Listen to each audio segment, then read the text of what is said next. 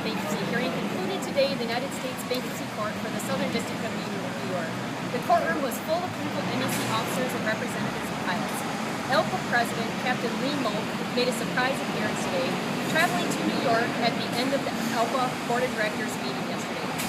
Judge Gerber started the sessions by outlining the concerns he wanted both sides to address during their closing arguments.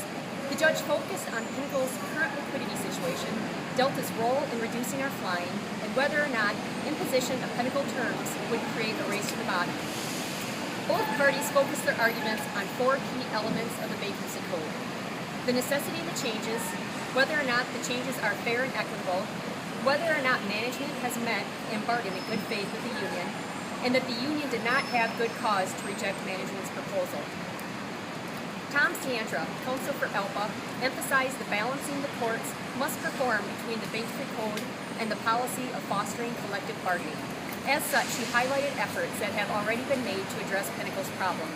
In addition, he stressed the need for a real target to replace the unsupported demand for $60 million in annual concessions.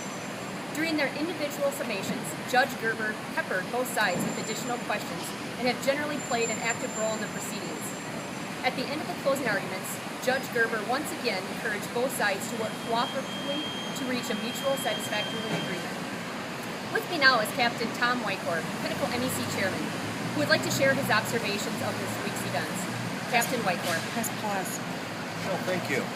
I first want to say we had a very solid week in court. Your committees, your negotiators, your professional staff, our outside counsel from Crowell, Weiss & Simon all did a phenomenal job of representing your interests in this bankruptcy court. But that's not where it's going to end. Many disconnects were shown throughout the testimony in what the company is asking for. It's our job now to dig through those facts and try to find and define a target that we can actually negotiate to. Win or lose in this court hearing, we're still going to have to negotiate a settlement with this management team and take it out to get ratified if this carrier is going to survive. I wanted to say a special thanks to Captain Moak, who is next to speak to us. He's coming in today. It's a great opportunity to really highlight the negotiations that are about to begin. Thank you. Thanks, Tom. I don't have much to say.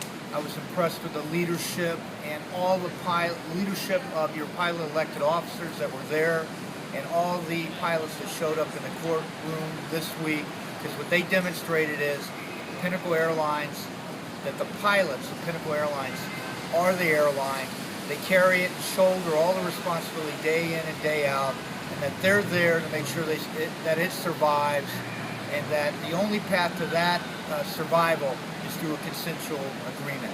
I believe the judge sees that also, and the judge gets it. Thanks a lot. And thanks, Tom. Thank you. You bet. Michelle? Thank you, Captain Moak. Both parties intend to resume facilitating negotiations next week. Judge Gerber has 26 days from today to review the testimony and supporting documentation before he issues a ruling. I'm Captain Michelle McVenis, Pinnacle Communications Committee Chairman, reporting from Lower Manhattan.